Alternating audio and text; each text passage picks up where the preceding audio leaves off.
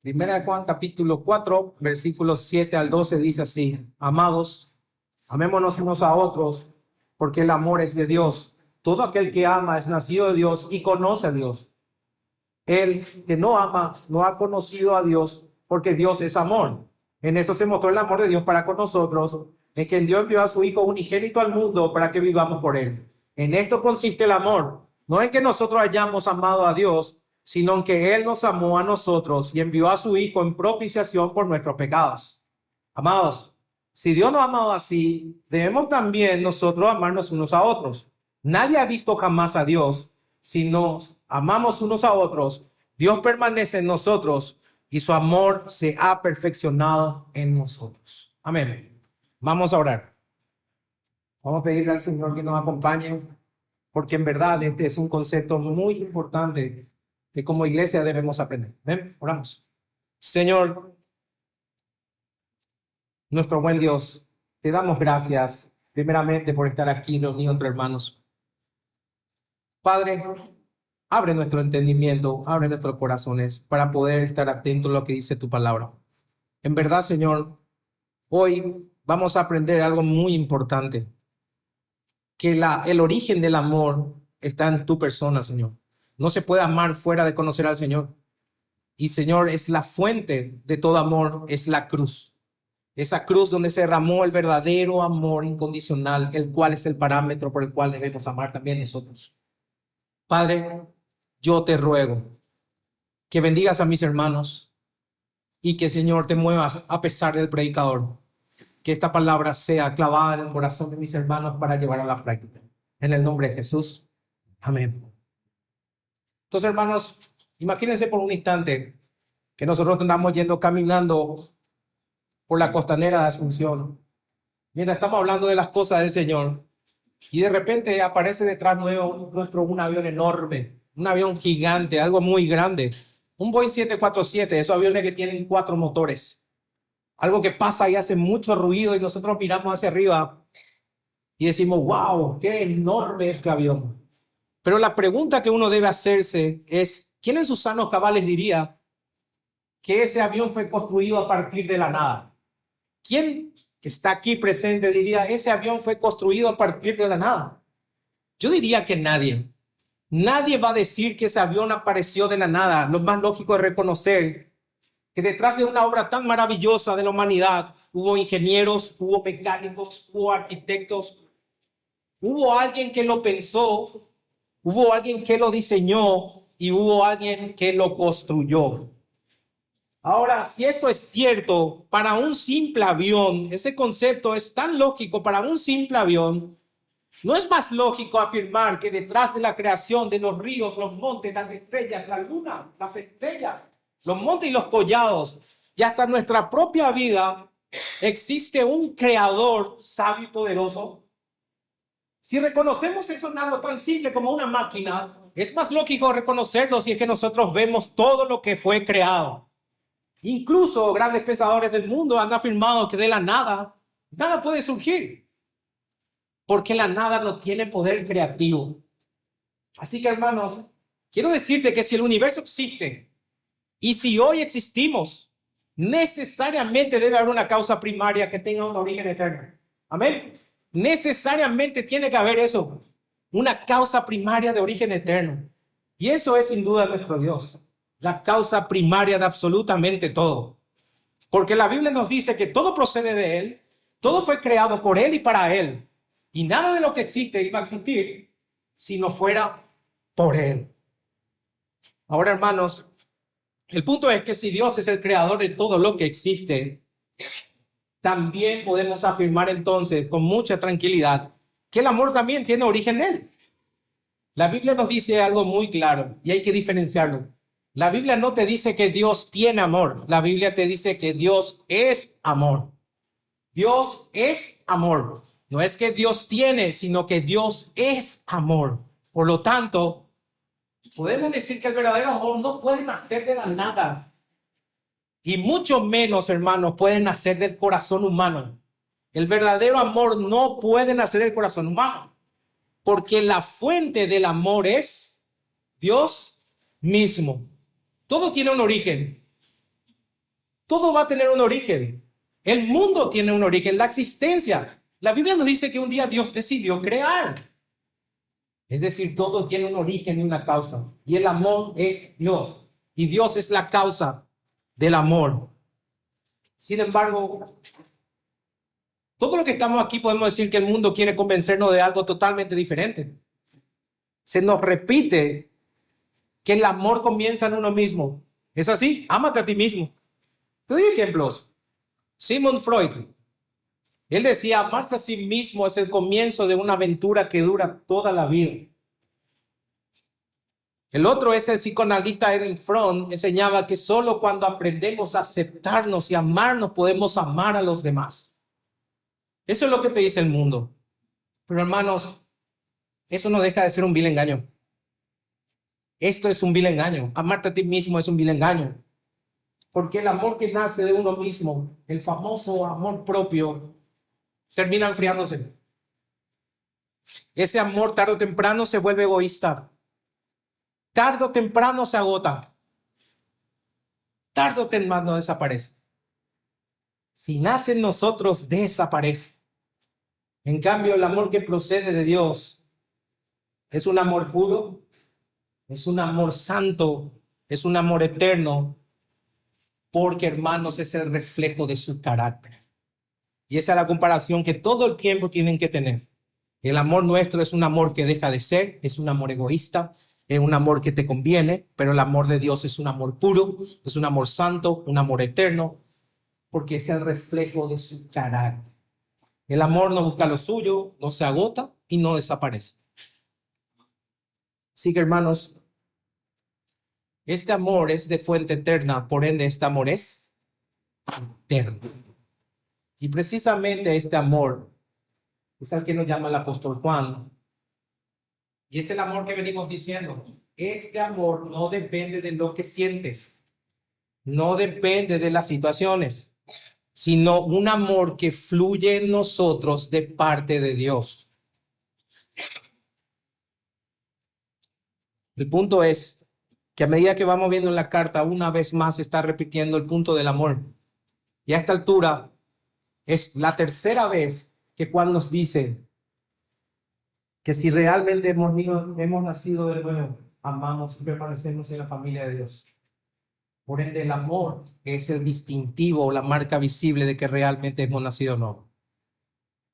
Por lo tanto, si este amor proviene de Dios y si nosotros hemos nacido de nuevo, hermanos, hermanas, este amor no puede quedar simplemente como una verdad doctrinal, sino tiene que llevarse a los hechos. Este es el amor que debe ser expresado en forma diaria en las familias, con la gente afuera, pero por sobre todo en la iglesia. Hermanos, déjenme decirles algo. En los últimos años, quizá en los 30 últimos años, hubo un despertar hacia la doctrina. Y eso es bueno. Hubo un resurgir de volver a la doctrina de la gracia. Pero hay algo que quiero recordarle en esta mañana que es muy importante. La ortodoxia por sí sola no es suficiente. El hecho de que tenga un apego doctrinal no es suficiente. Porque Juan dice que la verdadera señal de que has nacido de nuevo no es solamente creer en lo correcto, sino amar como Dios ama.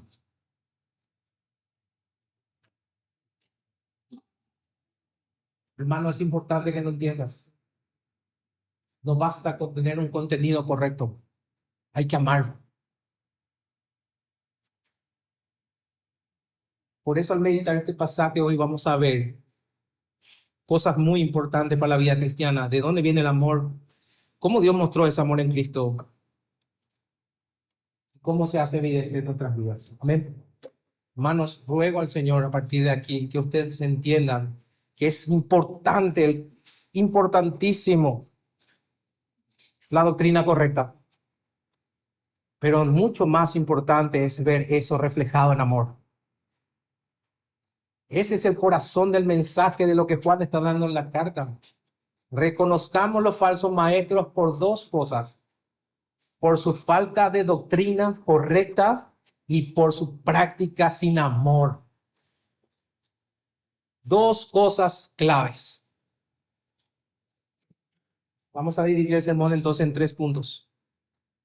El mandamiento de amar, que va del versículo 7 al 8. La manifestación del amor, que va del 9 al 10. Y la obligación de amar, que vamos a hablar del 11 al 12. ¿Ven? Veamos los versículos 7 y 8. Amados, amémonos unos a otros, porque el amor es de Dios.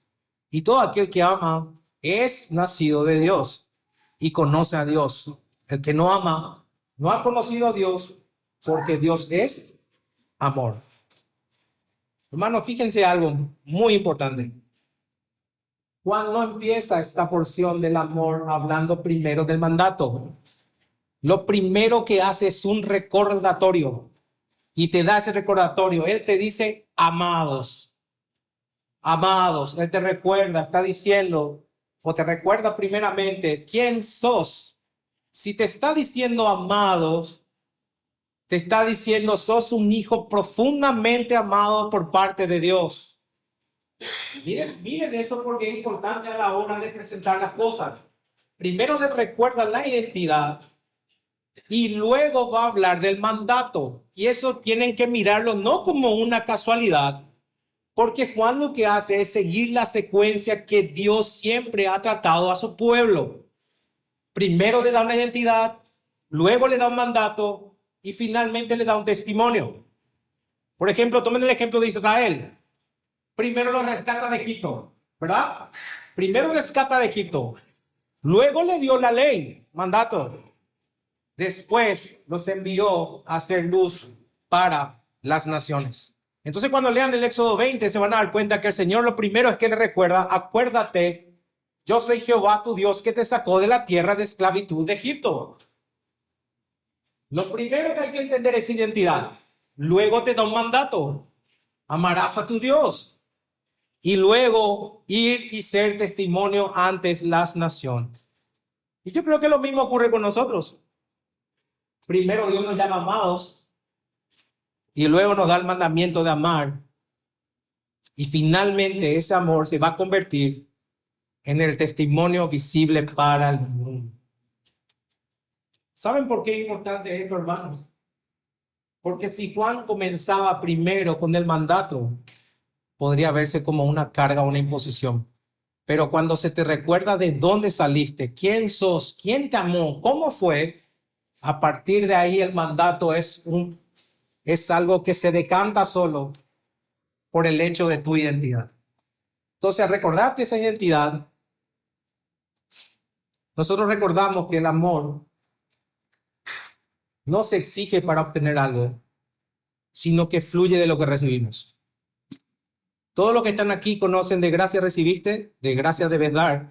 Entonces, si fuiste amado por Dios, la lógica que viene después es: debes amar. Entonces, el cristiano no ama para ser amado, sino ama porque ya somos amados. El cristiano no ama para amar, sino ama porque ya fue amado. Por eso Juan dice: el que ama ha nacido de Dios. Es decir, hermanos, la evidencia nuevamente de vida nueva. ¿Cuál es la evidencia de vida nueva? El amar. Así como la respiración muestra que alguien está vivo físicamente, el amor lo que hace es mostrar que alguien está vivo espiritualmente. Vos podés confesar correctamente, pero si no amás, estás muerto. Por eso dice: en cambio, el que no ama no ha conocido a Dios, porque Dios es amor. Dios es amor. Reitero, así que no importa cuánto sepas de teología, ni cuántos versículos lo recites. Si no hay amor, no hay vida nueva.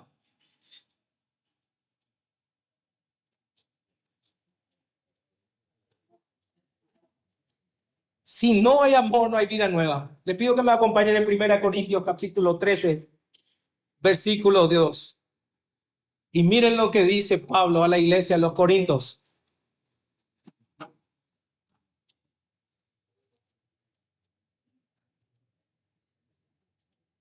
Dice, y si tuviese profecía y entendiese todos los ministerios y toda la ciencia, y si tuviera toda la fe, de tal manera que trasladase los montes y no tengo amor, nada soy. Reitero, no sirve de nada conocer mucho, no sirve de nada memorizarte versículos bíblicos, no sirve de nada recitar las confesiones si al final no amas a tus hermanos. El punto es, mis queridos hermanos, que la falta de amor no es un simple problema de carácter o de temperamento. Aquí cuando está presentando algo como que se puede solucionar en consejería. No se trata de que uno es más frío o que es menos cariñoso por naturaleza. No estamos diciendo eso. Pero sí estoy diciendo lo tajante que es Juan, quien no ama, no conoce a Dios.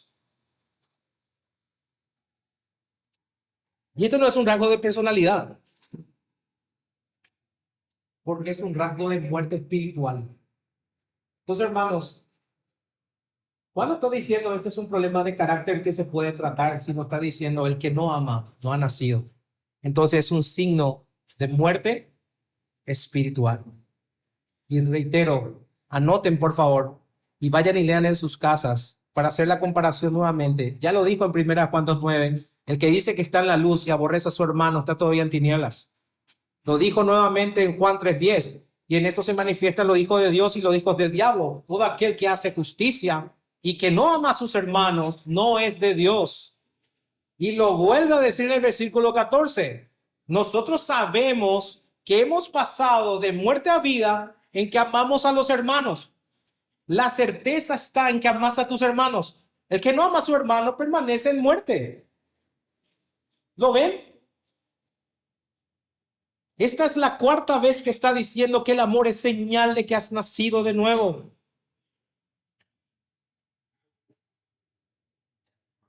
Y no está hablando de una falta de cariño, de simpatía, ni de buen carácter, sino que habla taxativamente de permanecer en muerte. En términos médicos, así como un cadáver no respira,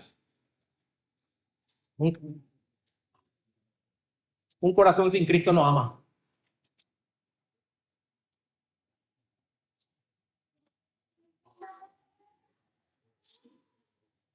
Por eso es importante que la identidad se una con la práctica.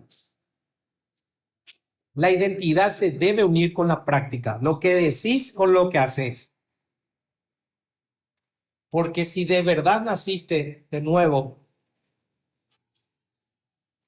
me animo a decirte que el amor va a ser tan natural como tu respiración.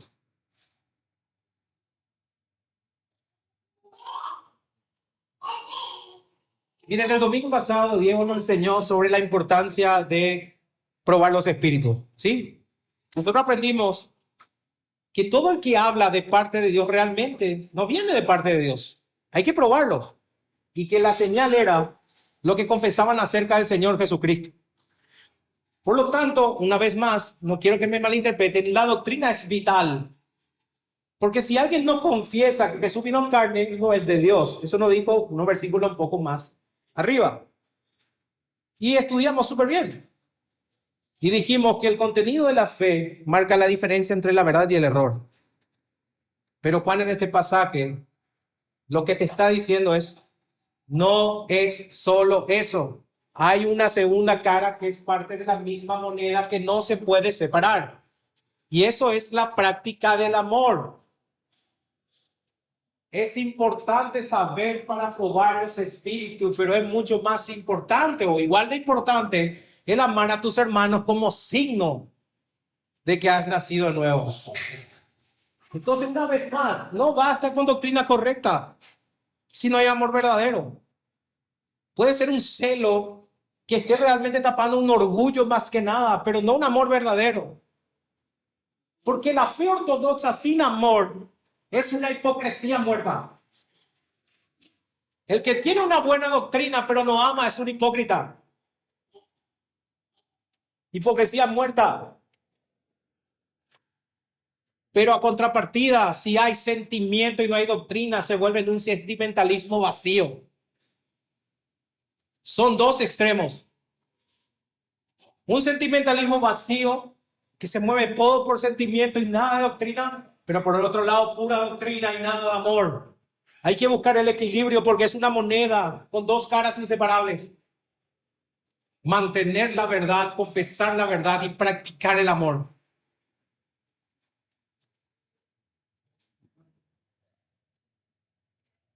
Entonces yo hoy te estoy instando a que pruebes los espíritus por medio de sus prácticas. Por la práctica del amor y no por lo que sabe.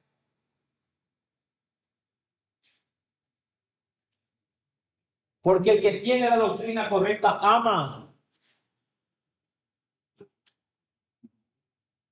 Pero si alguien aquí confiesa bien con sus labios, pero al mismo tiempo no ama, Juan es claro al decirnos, ese no ha conocido a Dios porque Dios es amor.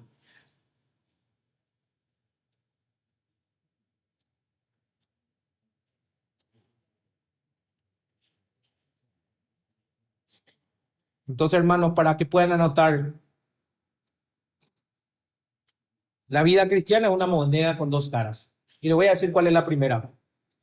La doctrina verdadera. Confesar a Cristo como el Hijo de Dios encarnado. Eso dice según el contexto de 1 Juan, pero es mucho más amplio. Pero lo segundo es la práctica del amor. Esas dos cosas quiero que lleven de aquí. Es tener conocimiento, pero también es una práctica de amor. Y la base es esta: hijos amados que aman. Hijos amados que aman. Hijos amados que aman. Amén, hermanos. Amén. Hijos amados que aman. Si fuiste amado, vas a amar.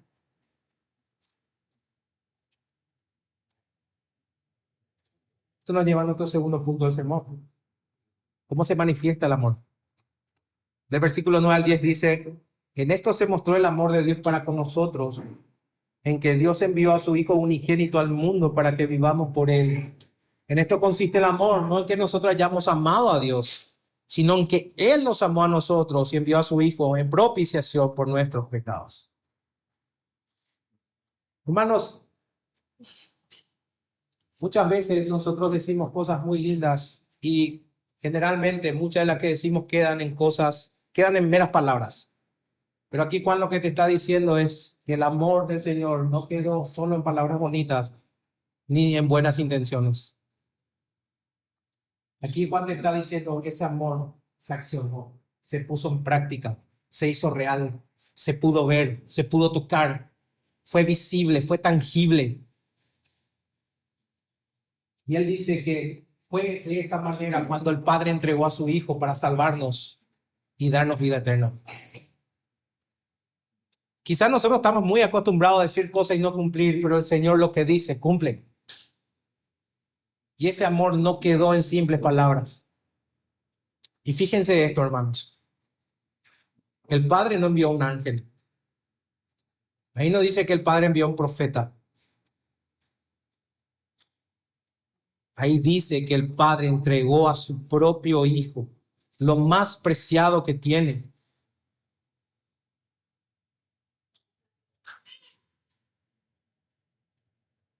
¿Saben qué es lo más?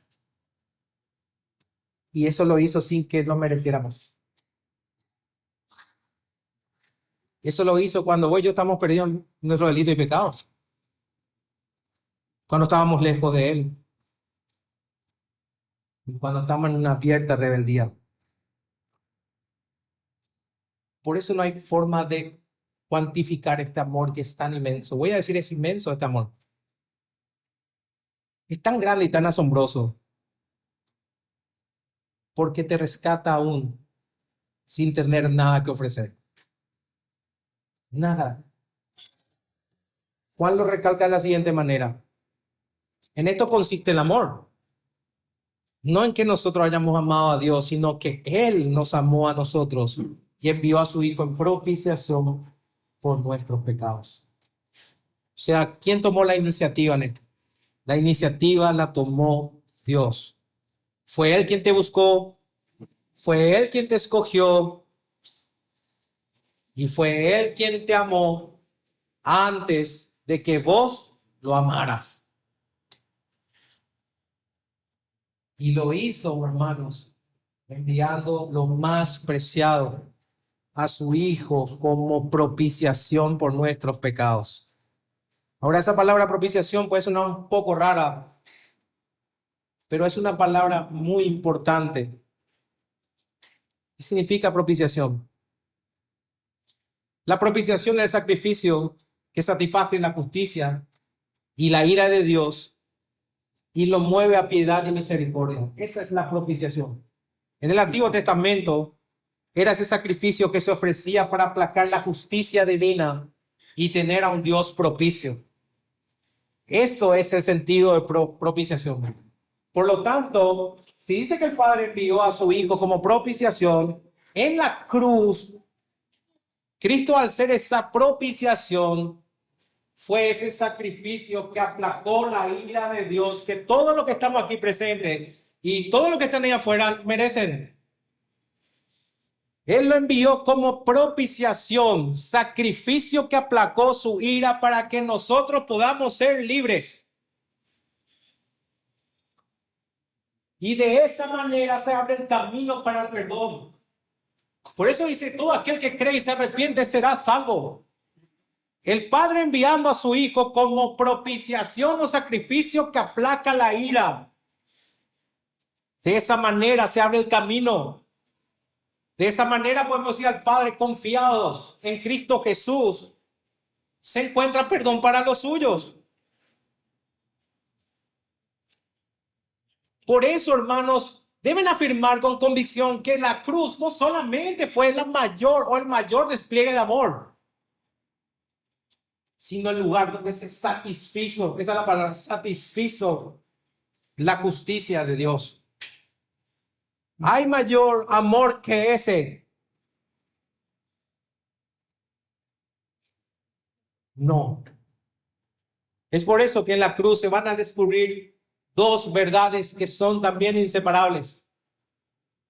Y piénsenlo un rato. Cuando vieron la cruz, cuando se le predicó, cuando se te predicó el mensaje, entendiste que tus pecados eran más graves de lo que vos pensabas. Esa es la primera verdad que la cruz te mostró. Tus pecados son tan graves que costó la sangre del unigénito Hijo de Dios. Entonces en la cruz se ve una gravedad enorme de lo que es el pecado del ser humano, hasta el punto que Dios se tuvo que hacer hombre, venir y morir en la cruz por gente como nosotros. Pero la segunda cosa que van a ver en la cruz también es que fuiste mucho más amado de lo que te imaginas. Porque la Biblia nos dice que Dios estuvo dispuesto a dar su sangre por nosotros. La Biblia dice que Cristo no escatimó su gloria como algo que aferrarse, sino se despojó. Y al despojarse tomó un cuerpo de hombre, caminó, murió en la cruz por amor a los suyos. Por eso, una vez más, hermanos, les recuerdo, el amor no puede empezar en nosotros. Nosotros jamás podemos ser la fuente. Eso es verdadero amor. Entonces somos receptores de amor. Receptores de amor y no el amor en sí. Por eso siempre lo que nosotros damos es un eco de lo que hemos recibido primeramente en la cruz. ¿Y qué recibimos? Perdón, misericordia y amor. La manifestación más grande, cuando miren un madero, tienen que mirar la manifestación más grande de que tu pecado es enorme. Es enorme ante la santidad de un Dios tan grande. Pero a la vez el amor de tu Señor es inmenso. Hasta el punto que vino y caminó para salvarnos. Hermanos, debería estar agradecido por eso. Y de ahí emana el amor que nosotros tenemos que ir hacia abajo. Del amor de la cruz. Porque nuestro amor siempre debe ser un eco de lo que recibiste primero en la cruz. Te ruego que lo pienses. La gravedad de tu pecado y el amor desplegado. Amén. Que nos lleva al tercer punto del sermón.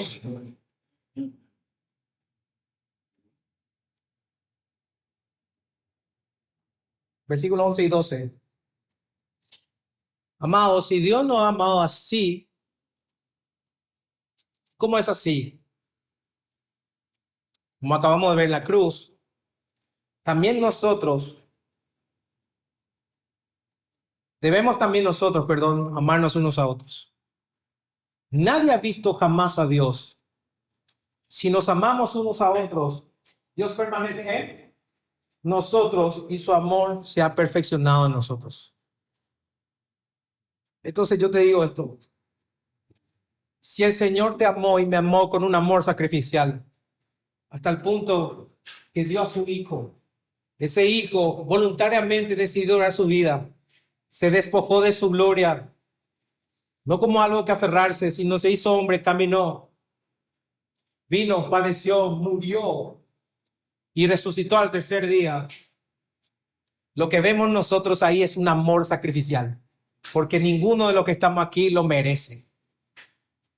Nadie, absolutamente nadie de lo que está aquí lo merece. Ese es un amor incondicional, un amor que no pidió nada a cambio, sino un amor que vino a dar.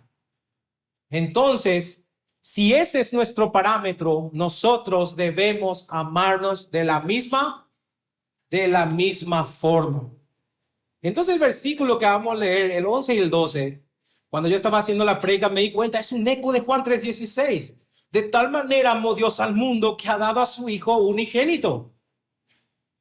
Solo que en esta porción de Juan lo pone más a título personal y dice, puesto que Dios nos amó así. Y en Juan 3:16 está más general, de tal manera Dios amó al mundo. Pero aquí lo pone más personal, puesto que Dios nos amó así.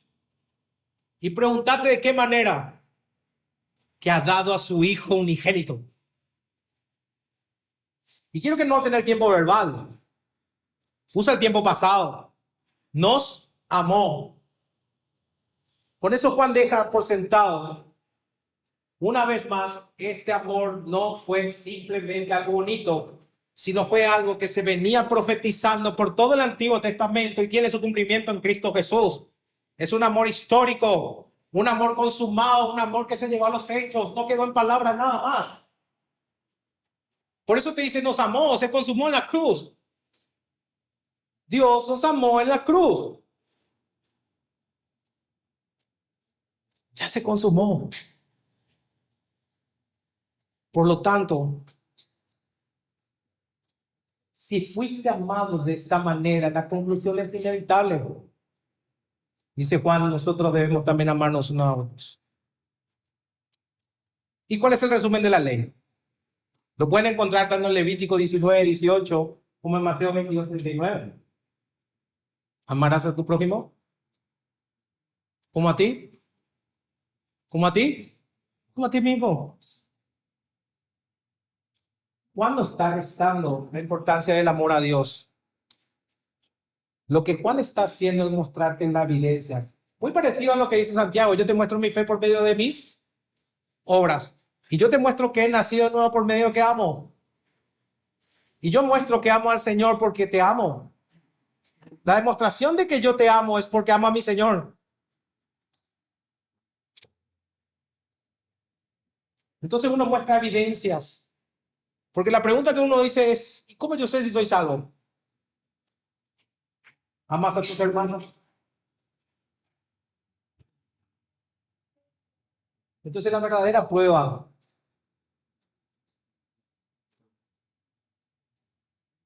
es que si amamos a Dios, se va a reflejar sí o sí en la manera que tratamos y amamos a nuestro prójimo. No siempre va a ser perfecto, pero van a luchar por buscar hacerlo.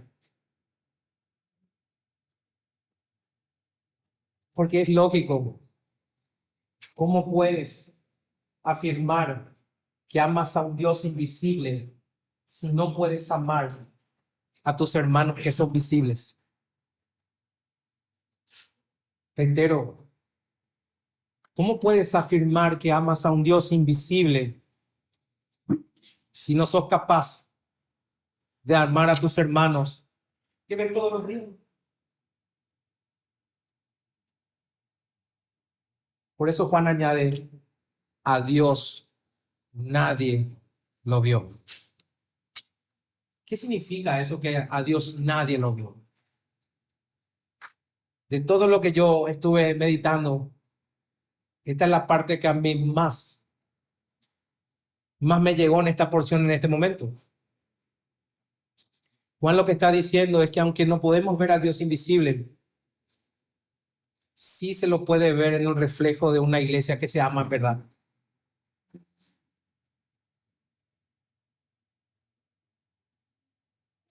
O sea que el Dios invisible se hace visible por medio de una iglesia que se ama. Por eso si me acompañan en 1 Juan capítulo 4, unos versículos un poco más adelante, que vamos el domingo que viene, versículo 20. Juan concluye de esta manera. El que no ama a su hermano, a quien ha visto, no puede amar a Dios, a quien no ha visto.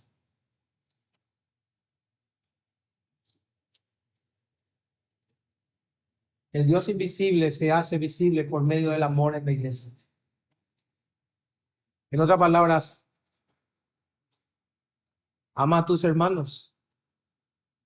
Es la manera visible de amar al Dios invisible. Por eso añade, si nos amamos unos a otros, Dios permanece en nosotros, certeza, y su amor se ha perfeccionado en nosotros. Y yo digo que es verdad gloriosa. Porque el amor de Dios alcanza su meta o su cometido cuando no se queda solo en recibirlo, sino cuando se comparte. Es como un río, hermanos. El río no está preparado para estancarse. El río está preparado para fluir. Por eso es demasiado importante que el amor se convierta en un amor práctico hacia los demás. Yo les pido que piensen en esto. Quizás puedan también recordarse el momento que llegaron por primera vez a una congregación evangélica, cualquiera. Pero cuando un incrédulo entra a la iglesia y ve personas tan distintas, de diferentes edades, diferentes profesiones, diferentes círculos sociales, diferentes economías, diferentes caracteres, tratándose como una verdadera familia,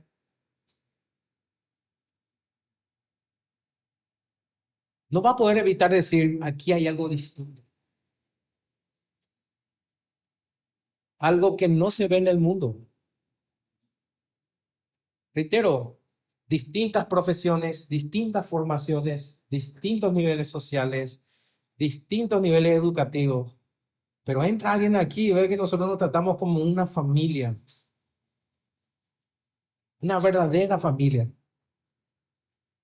Yo estoy seguro que no va a poder evitar decir, aquí hay algo distinto, algo que no se ve en el mundo. Y yo creo que tendría razón de decir eso, porque ese algo es la presencia de Dios en medio nuestro. Ahora entiendan, si amás, el Señor permanece en vos. Y esta es la reunión de los amados, se llama iglesia. Entonces, en la iglesia, ¿qué tiene que haber? Si el Señor permanece en vos, amá a tus hermanos. Si nosotros nos amamos entre nosotros y tenemos ese amor sacrificial entre nosotros, va a venir cualquier persona de visita o va a venir una persona nueva o va a venir una persona no creyente y va a decir, pero aquí hay algo distinto. Y lo primero que va a entender es que hay una manifestación distinta. Es decir, se va a hacer visible el Dios invisible por medio del amor de su iglesia. Entonces, cuando Cristo cargó en la cruz con tus pecados y los míos, Una vez que se saldó esa deuda, nosotros podemos experimentar el amor de Dios. Y eso se va a ver reflejado enseguida. Por eso, yo creo que la cruz es más que la salvación. Yo creo que la cruz es el modelo. Yo creo que la cruz es la motivación y el mandato para amarnos uno a otro. Por eso Pablo dice que no quería otra cosa que hablar de Cristo crucificado. La cruz es todo. Ahí se ve todo. Se ve justicia, se ve amor, se ve misericordia, se ve poder. Se ve todo. Y cada vez que amamos, hermanos, el mundo ve un testimonio visible del Dios invisible. Se refleja en nosotros, porque permanece en nosotros. Amén, hermanos. Permanece en nosotros. Me gustó mucho la frase que dice Calvino: nuestro amor no debe ser mercenario, porque hemos sido amados libremente. Cuando yo me refiero a un amor mercenario, cuando yo lo entiendo mercenario, el mercenario es un guerrero que tiene lealtad por dinero, que tiene lealtad por conveniencia o por que se le ofrece algo a cambio. Sin embargo, nosotros no somos mercenarios a amar si somos amados. Nosotros no fuimos a llamar a ser mercenarios, a amar al que nos ama. Totalmente a lo contrario, nosotros fuimos llamados a un amor libre. Y ese amor libre es del Señor. Un amor sacrificial que no importa esperar nada a cambio. Que no importa si soy agradable o no. Que no importa realmente si me ha dañado o no. El punto es amar. Y amar y amar libremente. Y hermanos, esa es la base del cristianismo. Nuestro amor no debe ser por salario. No debe ser porque sacamos una ventaja o porque nos agradas, sino que tiene que fluir el amor libre de Dios. Y cuando vos ves la cruz, es la única manera de entender amar a tu enemigo. Es la única manera de bendecirle a los que te maldicen. Orar por los que te persiguen. Es la única manera de perdonar 70 veces 7. Únicamente en la cruz. Nuestro amor entonces no debe ser como la de un mercenario. Nuestro amor debe ser libre. Amén, hermanos. En conclusión, quiero decirle algunas cosas para que puedan llevar a la casa. Hoy vimos entonces que el amor verdadero no puede nacer en nosotros si no nace de Dios. Vimos claramente que el Señor es la fuente y el origen del amor, y que Él lo manifestó de una manera tan grande, difícil de cuantificar, que es la cruz de Cristo. Vimos que el amar es un mandamiento, no es opcional para el cristiano. Vimos que el amor fue manifestado, o sea que no se quedó en ideas bonitas, sino que se encarnó en la persona de Jesús, que dio su vida por nosotros. Vimos también que el amor es una obligación, porque si Dios nos amó así, nosotros debemos amar unos a otros. Y por último, lo que más me impactó a mí es que cuando como iglesia nosotros nos amamos, algo glorioso ocurre. El Dios invisible se hace visible. Por eso quiero recordarte una vez más: la cruz no es solo tu salvación, es tu modelo. Nosotros no amamos para ser amados, sino porque ya fuimos amados. Y cada vez que amemos con ese amor sacrificial y genuino, el mundo va a reconocer que somos los verdaderos discípulos de Jesús. Porque Jesús mismo lo dijo, que en esto serán reconocidos que son mis discípulos si se aman unos a otros. Entonces, hermanos, el llamado de hoy es a vivir en este amor, y que no sea solo de palabras bonitas, sino de hechos también. De manera que el Señor va a ser glorificado por medio de esto. Una iglesia que se ama, una iglesia que verdaderamente glorifica al Señor. Y entiendan esto: la iglesia, su fin primero es adorar al Señor. La iglesia fue y es para adorar a Dios. Y en medio de esa adoración viene todo lo que viene después: ganar almas, extender el mensaje. Pero primeramente es adoración. ¿Cómo adoramos al Señor? Por lo que decimos y por lo que hacemos. Entonces es una moneda, hermanos, una sola moneda con dos caras. Dios quiera que puedan examinar sus corazones y se hagan estas preguntas. ¿Amas como Dios ama?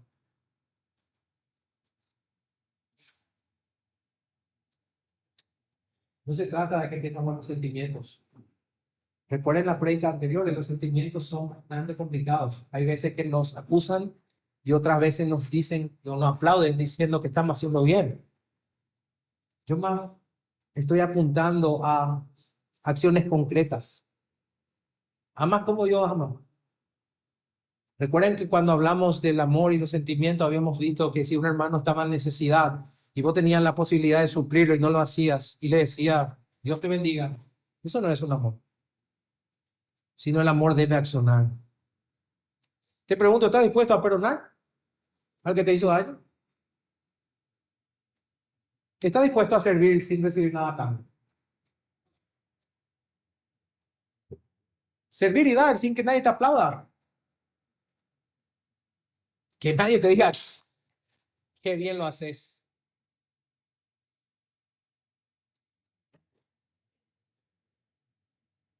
Ese es el amor de Dios reflejado en nosotros.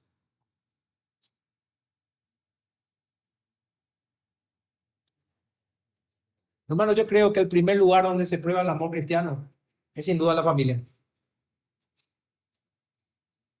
Viste que la Biblia nos pone que el pastor debe gobernar primeramente bien su casa para poder gobernar la iglesia.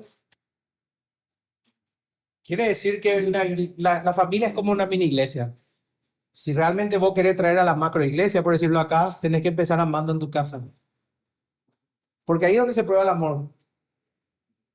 En la familia, con la esposa, con los chicos, con los padres. Porque si ahí no hay amor, no pretenda amar a la iglesia. Y tengan en cuenta Romanos 12:9, el amor sea sin fingimiento. No tiene que haber doblez, tiene que ser real, tiene que ser puro. Y el amor empieza en la casa. Lo otro que te invito es a reflexionar y hacerte disponible para tu iglesia. Y escúchenme bien. Amar es también cargar los unos con los otros. Si alguien está enfermo, ¿qué vamos a hacer? Vamos a ir a visitarlo. No es algo exclusivo del pastor. Si alguien está enfermo, vamos a ir a visitarlo. Si un hermano está con una dificultad espiritual, vamos a orar por él. Si alguien tiene necesidad, vamos a escuchar su necesidad y ayudarle en los quehaceres de la congregación también. Yo a eso me refiero, sé disponible para tu congregación. Por eso en Gálatas capítulo 6, versículos dice, llevad los unos las cargas de los otros y cumplid así la ley de Cristo. ¿Y cuál es la ley de Cristo? Amar como Él nos amó, porque en eso se resume toda la ley. Cuarto, yo te invito a que ames a los que no le merecen. Ten en cuenta que Dios no te amó porque te lo merecías, sino que Dios te amó cuando eras rebelde. ¿Y sabes qué va a pasar? Eso te va a enseñar a no esperar perfección en la otra persona. Te pregunto, ¿hay alguien que cuando está escuchando esto, Dios te está llamando a amarlo en esta semana, aunque resulte extremadamente difícil? Alguien difícil. Miren lo que dice Romanos capítulo 5, versículo 8. Mas Dios muestra su amor para con nosotros, en que siendo aún pecadores, Cristo murió por nosotros. ¿Hay alguien a quien Dios te está llamando a amar esta semana, aunque sea dificilísimo? Y por último, te invito a que hagamos visible al Dios invisible. Cuando amamos como Cristo, el mundo ve a Dios reflejado en nuestra comunidad. Es importante la sana doctrina, hermano, pero una sana doctrina sin amor es hipocresía pura. Debemos amarnos uno a otro y ese es el reflejo que el mundo va a ver. En un mundo donde está marcado por egoísmo, donde el individualismo es una cosa de locos, una iglesia que ama de verdad, es un testimonio poderoso y es contracultura. El mundo se ama a sí mismo. El mundo busca la autorrealización de uno. El mundo te dice que el amor inicia en vos, amándote a vos. Nosotros decimos el amor inicia en Dios y el amor empieza en la cruz. Nosotros lo vimos. Y ese amor sacrificial que recibimos, lo damos. Y ese es el testimonio más grande.